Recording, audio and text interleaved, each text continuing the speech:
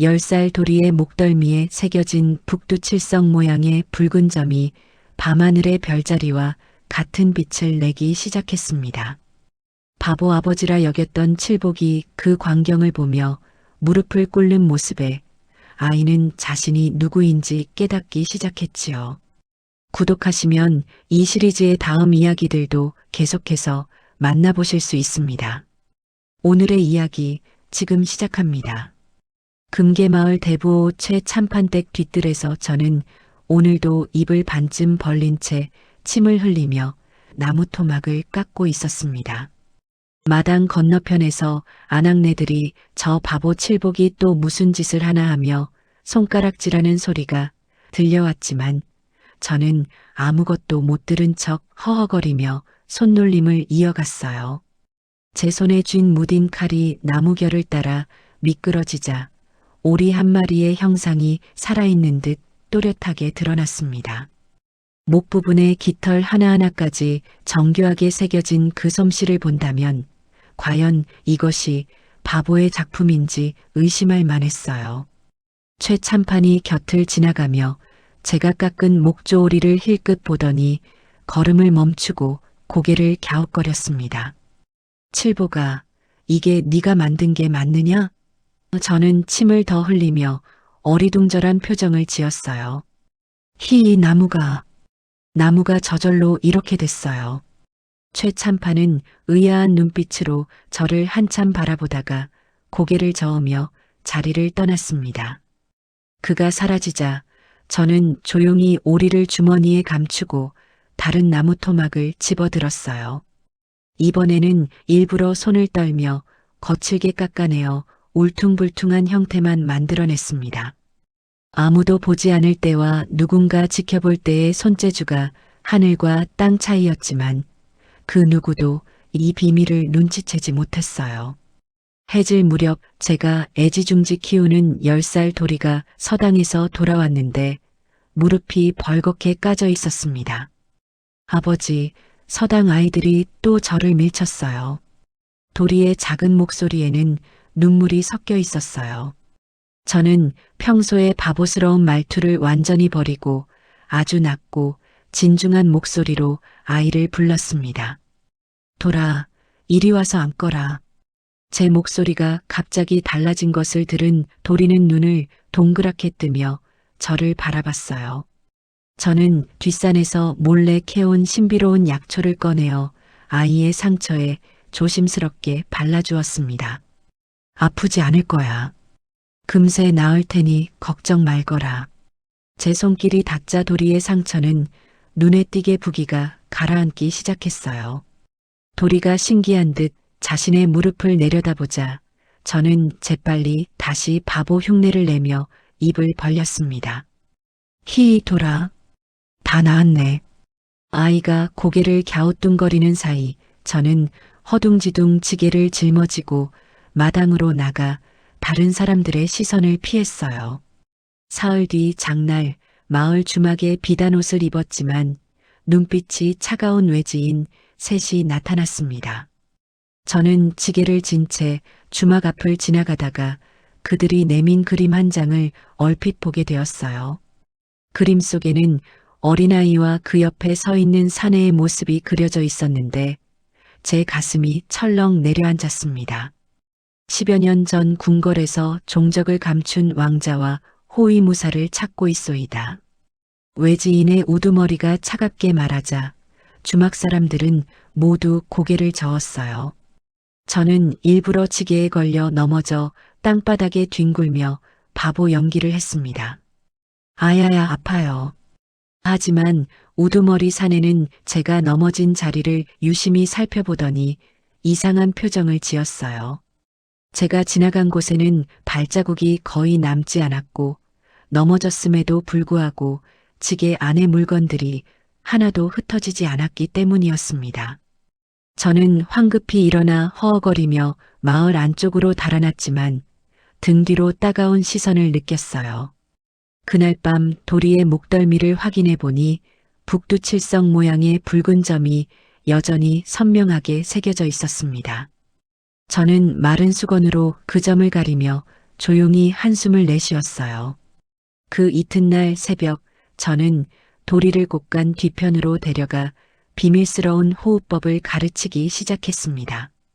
돌아, 숨을 들이마실 때 달빛을 삼키듯 해보거라. 왜 이런 걸 가르치시는 거예요, 아버지? 언젠가는 알게 될 거야. 지금은 그냥 따라만 하면 된다. 도리는 의문을 품으면서도 묵묵히 제 가르침을 따랐어요. 아이의 작은 몸에서 뿜어져 나오는 기운이 점점 단단해지는 것을 느끼며 저는 왕실의 혈통이 지닌 특별함을 다시 한번 확인할 수 있었습니다. 하지만 이 광경을 우연히 엿본 최참판의 눈빛이 예사롭지 않았어요. 저 바보가 아이에게 무슨 이상한 짓을 가르치고 있는 게 아닌가. 최참판은 혼잣말을 하며 고개를 저었지만 그의 의심은 이미 싹트기 시작했습니다. 정오 무렵 저는 일부러 냇가에서 용의 비늘 문양이 새겨진 낡은 옷가락지를 떨어뜨렸어요. 그것은 10여 년 전 왕실에서 받은 증표였는데 이제는 우리를 위험에 빠뜨릴 수도 있는 물건이 되었습니다. 마을 아낙네들이 그 가락지를 발견하고 소란을 피우는 소리가 들려오자 저는 계획대로 일이 진행되고 있음을 깨달았어요. 곧 외지인들이 달려와 최참판댁 문을 거칠게 두드리기 시작했습니다. 여기 혹시 이상한 물건을 가진 자가 있지 않소? 저는 대문 뒤에 숨어 그들의 기세를 살폈는데 칼끝이 살상이 아닌 협박을 위한 것임을 단번에 알아챘어요. 짐짓 겁먹은 척 마당 구석으로 몸을 웅크리며 이제 이곳에서의 평온한 생활이 끝났음을 직감했습니다. 그날 밤 외지인들의 수색이 시작되자 저는 도리를 데리고 뒷산으로 향했습니다. 아버지, 왜 이렇게 급하게 가야 하는 거예요? 도리가 불안한 목소리로 물었지만 저는 대답하지 않고 아이의 손을 꼭 잡았어요. 뒤에서 들려오는 발소리가 점점 가까워지자 저는 평소 아무도 모르는 짐승길을 따라 산속 깊숙이 들어갔습니다. 울창한 숲속에서 저는 일부러 발자국을 흐트러뜨리고 나뭇가지를 꺾어 거짓 흔적을 남겼어요. 뒤를 쫓던 자들이 제가 남긴 흔적을 따라 엉뚱한 방향으로 가는 동안 저희는 반대편 계곡으로 몸을 숨겼습니다. 저 바보가 어디로 사라진 거지? 추적자들의 당황한 목소리가 메아리처럼 퍼져나갔어요. 산마루에서 아래를 내려다보니 관아의 군사들까지 가세하여 마을 전체를 뒤지고 있었습니다. 횃불 불빛이 거미줄처럼 마을을 덮고 있는 광경을 본 도리는 작은 손을 떨었어요. 저는 아이를 등에 업고 절벽 아래로 이어지는 비밀 통로를 향해 조심스럽게 발걸음을 옮겼습니다. 한밤중 우리가 계곡을 건너고 있을 때 갑자기 화살 하나가 제 옷자락을 스쳤습니다. 저는 마치 등 뒤에도 눈이 달린 듯 고개도 돌리지 않고 그 궤적을 피했어요. 놓치지 마라. 추적자 중 한 명이 소리치며 두 번째 화살을 겨눴지만 저는 이미 바위 그늘로 몸을 숨긴 뒤였습니다. 도리를 안전한 곳에 숨겨둔 뒤 저는 조용히 추적자들의 위치를 파악했어요. 셋 모두 궁술에 능한 자들이었지만 밤중의 산속에서는 저만큼 자유롭게 움직일 수 없었습니다. 저는 돌멩이 몇 개를 주어 서로 다른 방향으로 던져 그들의 주위를 흩뜨린 뒤 안개처럼 사라져버렸어요. 이상하다. 분명 이쪽으로 왔는데. 추적자들이 서로를 의심하며 중얼거리는 사이 저는 도리를 데리고 더 깊은 산세로 향했습니다. 해가 뜨자 저희는 안개에 가려진 한 초막 앞에 도착했습니다. 누가 이런 깊은 산속에 살고 있을까요? 도리가 신기해하며 물었지만 저는 이미 이곳의 주인이 누구인지 알고 있었어요. 초막 문이 열리며 백발의 노인 하나가 나타났는데 그의 눈빛은 예사롭지 않았습니다. 드디어 올 것이 왔구나. 백노인은 저를 보며 의미심장한 미소를 지었어요. 저는 도리를 뒤로 숨기며 경계심을 늦추지 않았지만 백노인에게서는 저기가 느껴지지 않았습니다. 들어와라. 밖은 위험하다. 초막 안은 생각보다 넓었고 벽면에는 오래된 책들이 가득했어요. 백노인은 저희에게 차를 대접하며 천천히 입을 열었습니다. 자니가 누구인지는 굳이 묻지 않겠네. 그 아이의 정체도 마찬가지고. 도리는 백노인의 말을 이해하지 못했지만 저는 그가 우리의 비밀을 알고 있음을 직감했어요. 백노인은 구석에서 낡은 천에 쌓인 길쭉한 물건을 꺼내왔습니다. 천을 벗기자 녹슨 검한 자루가 모습을 드러냈는데 그것은 분명 제가 10여 년 전에 봉인했던 물건이었어요. 이것을 받아라. 이제 필요할 때가 되었다. 저는 떨리는 손으로 검을 받아들었지만 이것이 살상을 위한 무기가 아니라는 것을 잘 알고 있었습니다. 검자루에는 왕실의 문양이 새겨져 있었고 그 아래 작은 글씨로 제 진짜 이름이 적혀 있었어요. 도리가 그 글씨를 보려 하자 저는 재빨리 검을 천으로 다시 감쌌습니다. 아버지, 그게 뭐예요? 언젠가는 알게 될 거야. 아직은 때가 아니다. 백노인은 저희를 며칠 더 머무르게 해주겠다고 했지만 저는 오래 있을 수 없다는 것을 알고 있었어요. 추적자들이 이곳까지 찾아올 것은 시간 문제였기 때문입니다. 하룻밤만 쉬고 떠나겠습니다. 백노인은 고개를 끄덕이며 더 이상 말하지 않았어요. 그날 밤 도리가 잠든 사이 저는 오랫동안 녹슨 검을 바라보며 과거를 되새겼습니다. 왕의 마지막 유지, 아이를 지키라는 간절한 부탁, 그리고 제가 선택한 바보로서의 살. 모든 것이 이제 끝을 향해 달려가고 있다는 예감이 들었어요. 초막 밖에서 들려오는 올빼미 울음소리가 평소와 다른 기척을 그리자 저는 그것이 과거의 동료가 보낸 신호임을 알아차렸습니다. 사흘 뒤 새벽 백노인이 급히 저를 깨웠습니다. 조정에서 수사관이 내려왔다. 윤사겸이라는 자인데 보통 인물이 아니야. 저는 그 이름을 듣자마자 온몸이 굳어지는 것을 느꼈어요.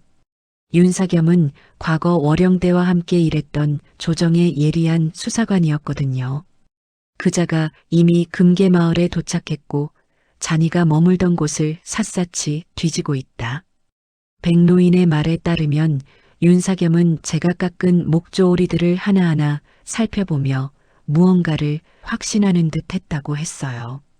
이제 더 이상 여기도 안전하지 않다.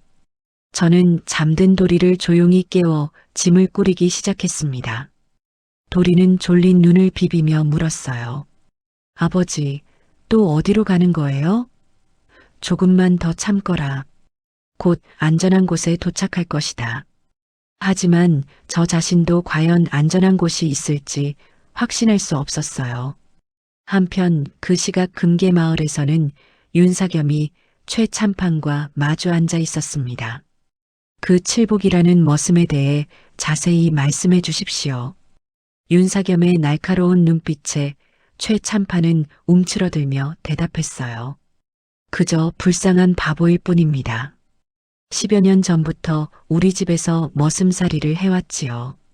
윤사겸은 제가 깎은 목조오리를 책상에 올려놓으며 고개를 저었습니다. 이런 정교한 솜씨가 바보의 손에서 나올 리 없소. 특히 이 깃털 조각 기법은. 그는 말을 멈추고 깊은 생각에 잠겼어요. 월영 때 대장만이 구사하던 수법이요. 마을 사람들은 모두 저를 바보라고 증언했지만 윤사겸은 오히려 그 완벽한 위장이 진실을 증명한다며 씁쓸한 미소를 지었습니다. 죽었다고 알려진 자가 이곳에 살아있었군. 윤사겸은 혼잣말을 하며 제가 남긴 흔적들을 더욱 자세히 살펴보기 시작했어요. 초막에서 하루 더 머물던 중 도리의 등에서 이상한 일이 일어났습니다. 아이가 잠든 사이 북두칠성 모양의 붉은 점이 평소보다 훨씬 선명하게 빛나고 있었어요. 백노인이 그것을 보더니 놀란 표정으로 중얼거렸습니다. 혈통의 각성이 시작되었구나. 무슨 말씀이신가요? 저는 급히 물었지만 백노인은 고개를 저으며 대답을 피했어요. 그 아이는 곧 자신의 진짜 정체를 깨닫게 될 것이다. 그때까지 잘 지켜야 한다. 도리가 깨어나자 아이는 자신의 등이 따뜻하다며 신기해했습니다. 아버지, 제 등에서 이상한 기운이 느껴져요. 저는 당황하며 아이의 등을 수건으로 감쌌지만 이미 변화는 시작되고 있었어요. 이튿날 오후 윤사겸이 이끄는 관아 군사들이 초막 근처까지 접근해 왔다는 소식이 들려왔습니다. 백노인은 창문 틈으로 멀리 보이는 횃불들을 가리키며 말했어요. 저들이 이곳을 찾아내는 것은 시간 문제다. 이제 떠나야 한다. 저는 도리를 데리고 초막 뒷문으로 나가려 했지만 이미 그곳에도 군사들의 그림자가 어른거리고 있었습니다. 완전히 포위당했군요. 백노인은 바닥에 널빤지를 들어 올리며 지하 통로를 보여주었어요. 이 길을 따라 계곡으로 나가거라. 하지만 저는 더 이상 도망만 칠 수 없다는 것을 깨달았습니다. 도리를 계속 위험에 빠뜨릴 수는 없었어요. 백노인, 아이만 먼저 안전한 곳으로 보내주십시오. 안 돼요, 아버지. 저는 아버지와 함께 있을 거예요. 도리가 제 옷자락을 꼭 붙잡으며 눈물을 글썽였습니다. 초막 밖에서 윤사겸의 목소리가 들려왔어요. 안에 있는 분 나오셔서 대화를 나누지 않겠소? 그의 목소리에는 저기보다는 간절함이 묻어 있었습니다. 저는 이제 더 이상 숨을 곳이 없다는 것을 받아들이고 도리의 손을 꼭 잡으며 초막문을 향해 천천히 걸어갔어요. 초막문을 열자 달빛 아래 윤사겸이 홀로 서 있었습니다. 그의 뒤로는 관아 군사들이 횃불을 들고 둘러서 있었지만 그는 칼을 뽑지 않은 채 저를 바라보고 있었어요. 오랜만이군, 칠복. 윤사겸이 제 이름을 부르자 저는 더 이상 바보 연기를 할 수 없음을 깨달았습니다. 달밤의 매화꽃 그림자. 윤사겸이 나직이 중얼거린 그 말은 과거 월영 때만이 알던 비밀 암호였어요. 저는 바보의 미소를 지우고 그를 정면으로 응시했습니다. 순간 제 몸에서 뿜어져 나온 위압감에 주변의 낙엽들이 일제히 멈춰 섰어요. 윤사겸의 눈에 경외감과 긴장이 동시에 서렸습니다. 역시 월영 때의 대장이었군. 죽었다는 소문은 거짓이었어. 저는 한마디 대꾸도 하지 않고 오직 기간만으로 주변의 기압을 조절해 군사들을 압박했습니다. 긴장된 대치가 이어지던 중 도리가 초막 밖으로 걸어 나왔습니다. 아버지, 괜찮으세요? 아이의 목소리는 떨리고 있었지만 그 걸음걸이에는 묘한 기품이 배어 있었어요. 윤사겸이 도리를 본 순간 그의 얼굴이 하얗게 질렸습니다. 설마 왕자님이신가요? 윤사겸은 그 자리에서 무릎을 꿇으며 고개를 숙였어요. 도리는 갑작스러운 상황에 당황하며 저를 돌아보았습니다. 아버지, 이분이 왜 저에게 절을 하는 거예요? 저는 도리를 제 뒤로 숨기며 윤사겸에게 낮은 목소리로 말했습니다. 일어서시오. 아이는 아직 모르고 있어. 윤사겸은 천천히 일어나며 주변 군사들에게 손짓을 보냈어요. 군사들이 몇 발자국 뒤로 물러서자 분위기가 조금 누그러졌습니다. 윤사겸은 품에서 작은 쪽지를 꺼내 저에게 건네주었습니다. 사실 저는 당신을 체포하러 온 것이 아닙니다. 이것을 보십시오. 쪽지에는 현재 조정을 장악하고 있는 권신들의 명단이 적혀 있었어요. 그들은 모두 과거 왕실을 배신하고 왕자를 해하려 했던 진짜 배우였습니다. 이들이 지금도 왕자를 찾아 제거하려 하고 있습니다.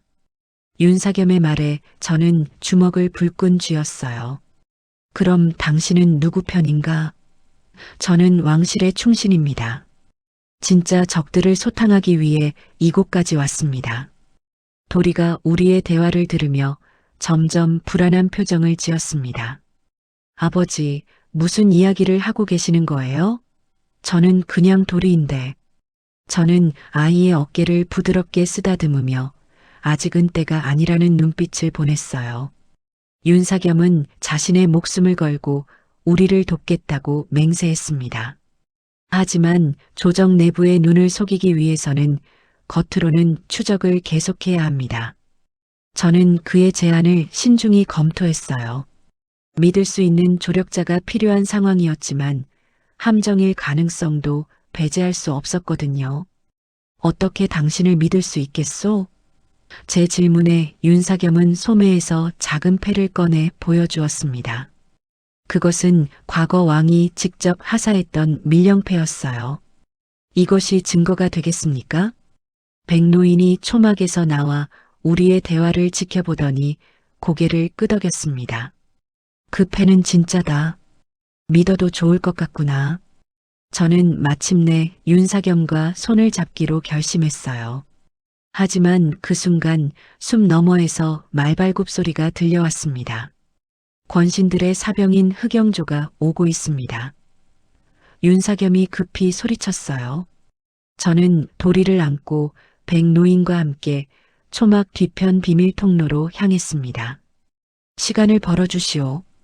윤사겸은 고개를 끄덕이며 군사들과 함께 흑영조를 막아서러 갔어요. 어둠 속으로 사라지는 우리를 바라보며 도리가 떨리는 목소리로 물었습니다. 아버지, 우리는 도대체 누구예요?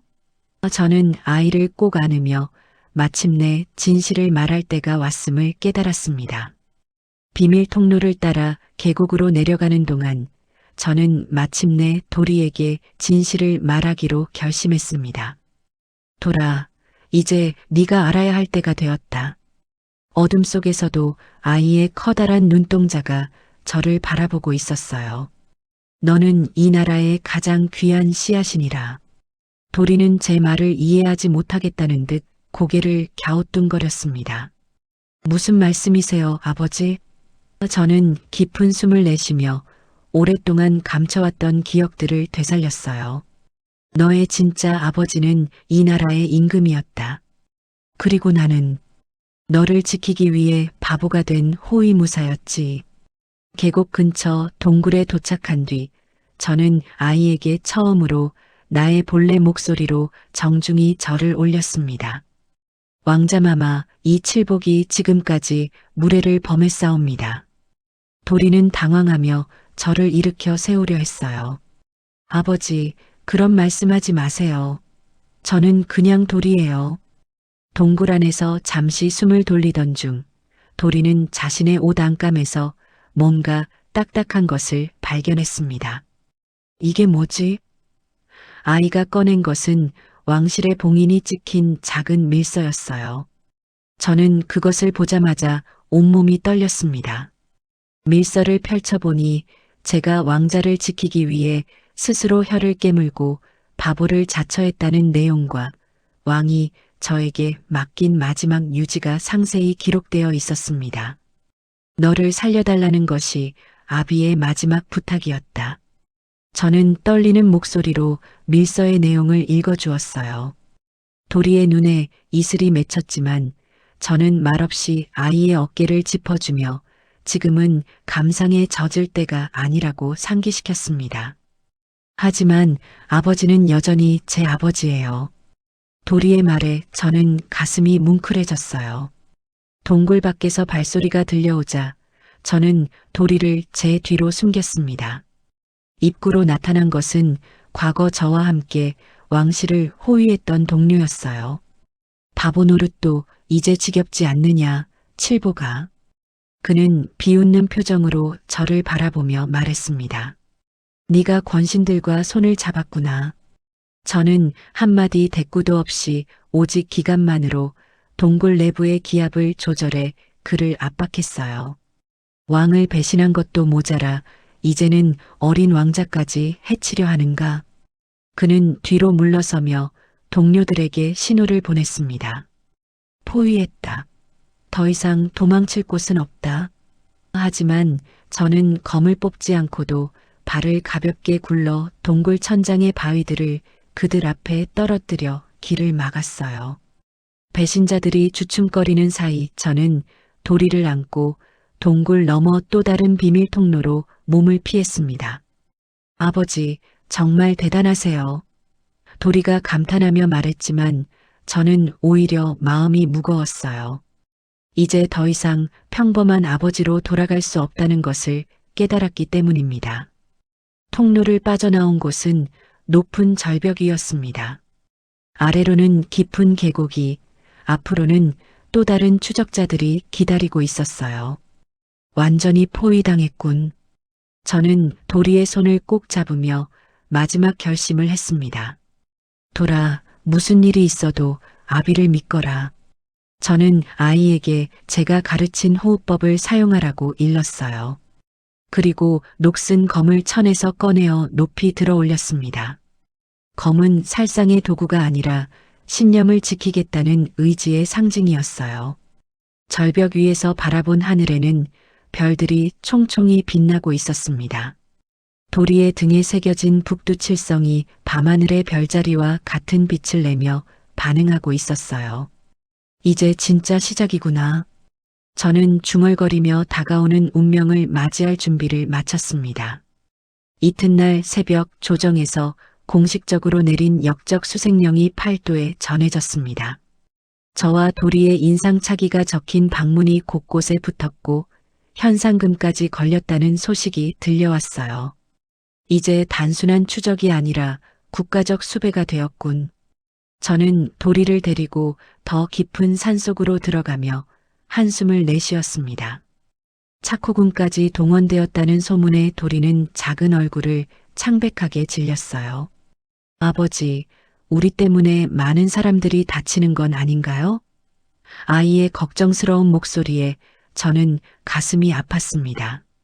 왕실의 혈통으로서 느끼는 책임감이로구나. 산속에서 하룻밤을 보낸 뒤 금계 마을에서 온 전령이 충격적인 소식을 전해왔어요. 저를 도왔다는 이유로 최참판을 비롯한 마을 사람들이 관아에 끌려가 고초를 겪고 있다는 것이었습니다. 무고한 사람들을 괴롭히다니. 저는 주먹을 불끈 쥐며 분노를 억누르려 했어요. 마을 사람들을 구하기 위해 직접 관아로 가려던 저를 도리가 막아섰습니다. 아버지, 그건 함정이에요. 저도 알 수 있어요. 아이의 말이 옳았지만 양심상 가만히 있을 수만은 없었어요. 저는 밤중에 몰래 관아 근처까지 가서 마을 사람들의 안위를 확인하려 했습니다. 하지만 관아 주변에는 이미 복병들이 숨어 있었고 저의 접근을 기다리고 있었어요. 역시 나타났군. 권신들의 사병 대장이 그림자에서 나타나며 비웃었습니다.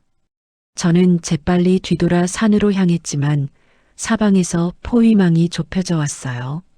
도리가 기다리는 은신처로 돌아가는 길목에서 저는 완전히 막다른 상황에 처했습니다. 더 이상 도망칠 곳은 없다. 수십 명의 군사들이 활을 겨누며 저를 포위했어요. 설상가상으로 하늘에서는 거센 비바람이 쏟아지기 시작했습니다.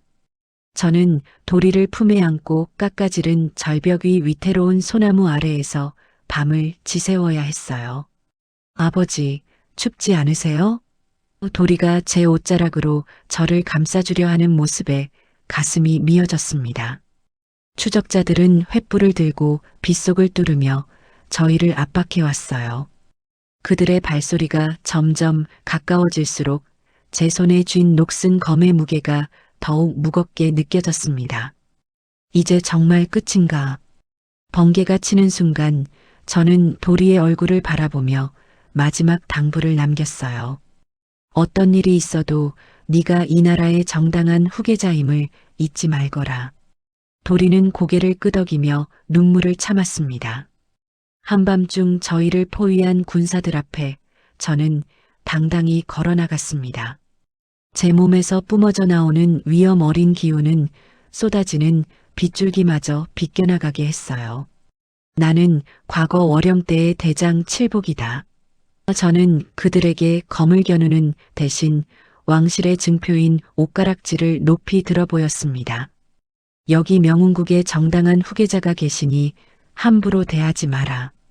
제 선언에 군사들은 당황했지만 여전히 활시위를 당기고 있었어요. 그때 도리가 제 옆으로 나와서더니 놀라운 기품을 드러냈습니다. 비에 젖은 아이의 모습에서 왕실 특유의 위엄이 느껴졌어요. 물러서시오. 이 아이는 너희가 함부로 할 수 있는 존재가 아니다. 군사들은 바보 머슴이라 알던 저에게서 나오는 범접할 수 없는 기계에 압도되어 뒷걸음질 쳤습니다. 그 순간 어둠 속에서 윤사겸이 왕의 어사패를 들고 나타났어요. 모두 무릎을 꿇어라. 왕의 밀지를 받들라. 폭풍우가 몰아치는 절벽 위에서 운명의 반전이 시작되고 있었습니다. 폭풍우가 몰아치는 절벽 위에서 윤사겸이 펼쳐든 밀지를 보자 군사들의 얼굴이 하얗게 질렸습니다. 현재의 왕께서 직접 내리신 명령이다. 칠복과 왕자를 보호하라. 윤사겸의 낭독 소리가 빗소리를 뚫고 울려 퍼졌어요. 밀지에는 그간의 추적이 반역 세력을 뿌리 뽑기 위한 왕의 고도의 지략이었다는 내용이 적혀 있었습니다. 권신들의 사주를 받았던 장수들은 어사패 앞에 무릎을 꿇었어요. 왕자마마 죄송합니다. 저는 도리를 제 뒤로 숨기며 상황을 지켜봤습니다. 아직 완전히 믿기 어려운 상황이었거든요. 윤사겸이 저에게 다가와 작은 목소리로 말했습니다. 진짜 역적들은 이미 도성에서 체포되었습니다. 이제 안전합니다. 그의 눈빛에서 진실을 확인한 저는 비로소 긴장을 풀었어요. 새벽이 되자 산속 곳곳에 숨어있던 진짜 배신자들이 광군들에게 하나둘 붙잡혔습니다. 과거 저와 함께 왕실을 호위했던 동료도 그중 하나였어요. 네가 이런 선택을 하다니. 저는 결박된 그를 바라보며 안타까운 마음을 감출 수 없었습니다. 칠보가 후회하지 않는다. 권력이 정의보다 달콤했거든. 그는 끝까지 뉘우치지 않는 모습이었어요. 저는 더 이상 그와 말을 나누지 않고 도리의 손을 잡았습니다. 피 한 방울 흘리지 않고 거대한 갈등이 해소되는 광경을 본 도리는 참았던 울음을 터뜨리며 제 품에 안겼습니다. 아버지, 이제 정말 안전한 건가요? 저는 아이의 등을 토닥이며 고개를 끄덕였어요. 한편 금계마을에서는 억울하게 붙잡혔던 사람들이 모두 풀려났다는 기쁜 소식이 전해졌습니다. 최참판을 비롯한 마을 사람들은 저희의 정체를 알게 되자 놀라움을 금치 못했어요. 그 바보 칠복이 왕실의 호위무사였다니. 마을로 돌아가는 길에 사람들은 저를 바라보는 눈빛이 완전히 달라져 있었습니다. 고수님, 정말 고생 많으셨습니다. 하지만 저는 여전히 어수룩한 미소를 지으며 겸손하게 인사했어요. 도리는 마을 아이들이 자신을 왕자라고 부르는 것이 어색해했습니다. 저는 그냥 도리예요. 왕자가 아니라요. 아이의 순수한 모습에 마을 사람들은 미소를 지었어요. 며칠 뒤 도성에서 화려한 가마와 비단옷을 가져온 사신들이 도리를 궁궐로 모셔가려 했습니다. 왕자마마, 이제 궁궐로 돌아가셔야 합니다. 하지만 도리는 화려한 가마 대신 제 낡은 지게 옆을 지켰어요. 저는 왕궁의 새가 되기보다 저를 키워준 아버지의 아들로 남고 싶습니다. 도리가 조정을 향해 정중히 말하자 사신들은 당황했습니다. 윤사겸이 이 소식을 왕에게 전하자 왕은 그 뜻을 가상히 여겨 특별한 결정을 내렸어요. 국왕은 도리에게 자유로운 삶을 허락하되 언제든 나라가 어려울 때 조언을 구할 수 있는 특별한 지위를 주었습니다. 왕실의 혈통이지만 백성과 함께하는 삶을 택했구나. 저는 아이의 선택을 자랑스러워했어요. 윤사겸은 저에게 대장, 정말 고생 많으셨소라며 고개를 숙였습니다. 저는 그저 옛 동료의 어깨를 한번 두드려주는 것으로 모든 답을 대신했어요. 이제 정말로 평범한 아버지와 아들로 돌아갈 수 있게 되었습니다. 세월이 흘러 저는 다시 금계마을로 돌아와 최참판 댁에서 머슴 일을 시작했습니다. 하지만 이제 마을 사람들은 저를 바보가 아닌 숨은 고수라 부르며 존경했어요. 칠복어른, 오늘도 고생이 많으십니다. 젊은 머슴들이 정중히 인사하자 저는 허허 웃으며 예전처럼 침을 흘리는 신용을 했습니다. 최참판은 제가 깎은 목조오리 하나를 보물처럼 여기며 사랑채에 소중히 모셔두었어요. 이것은 우리 집안의 가보가 될 것이오. 저는 그저 어수룩한 표정으로 고개를 극적거리며 겸손해했습니다. 도리는 이제 20살이 된 늠름한 청년으로 자라 마을의 어려운 일들을 해결하는 정의로운 인물이 되었어요. 제가 가르쳐준 기감과 호흡법으로 아픈 사람을 치료하고 분쟁을 조화롭게 해결하는 모습에서 왕실의 기품이 자연스럽게 드러났습니다. 어느 가을날 저녁 도리가 저에게 찾아와 고민을 털어놓았습니다. 아버지, 가끔 궁궐의 화려함이 그리울 때가 있어요. 저는 밭을 일구던 손을 멈추고 아이를 바라봤어요. 후회하느냐? 아니요. 다만 제가 진짜 왕자였다면 더 많은 사람들을 도울 수 있었을까 하는 생각이 들어서요. 도리의 진심 어린 고민에 저는 미소를 지었습니다. 너는 이미 충분히 많은 사람들을 돕고 있다. 진정한 왕의 덕목은 옥좌에 앉는 것이 아니라 백성을 사랑하는 마음이니라. 그날 밤 저희는 달 밝은 밤 나란히 산마루에 앉아 멀리 보이는 도성의 불빛을 바라보며 조용한 대화를 나누었어요.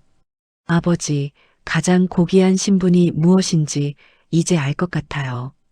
무엇이라고 생각하느냐? 핏줄이 아니라 마음에서 오는 것이겠죠. 윤사겸이 가끔 마을을 찾아와 안부를 묻곤 했습니다.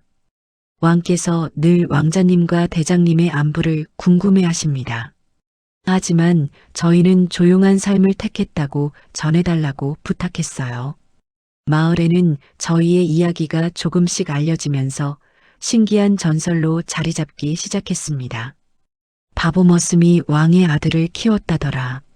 그 아이는 왕위를 마다하고 백성과 함께 사는 길을 택했다지. 소리꾼들이 이 이야기를 팔도 강산에 퍼뜨려 나갔어요. 하지만 정작 주인공들인 저희는 평범한 일상 속에서 소소한 행복을 찾고 있었습니다. 저는 가끔 보찜 속에 녹슨 검을 꺼내 닦으며 우리가 지켜낸 평화가 얼마나 값진 것인지 되새겼어요. 어느 봄날 도리가 저에게 물었습니다. 아버지, 제가 왕자가 아니라 그냥 농부의 아들이었다면 어떠셨을 거예요? 저는 밭에서 캔 물을 씻으며 대답했어요. 똑같이 사랑했을 것이다. 너는 내 아들이니까.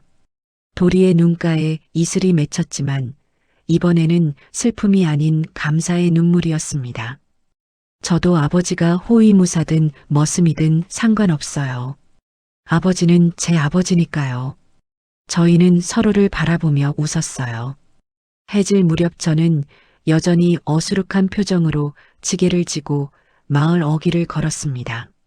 하지만 제 지게 작대기가 그리는 궤적에는 나라를 지키던 월영대의 기상이 여전히 서려 있었어요.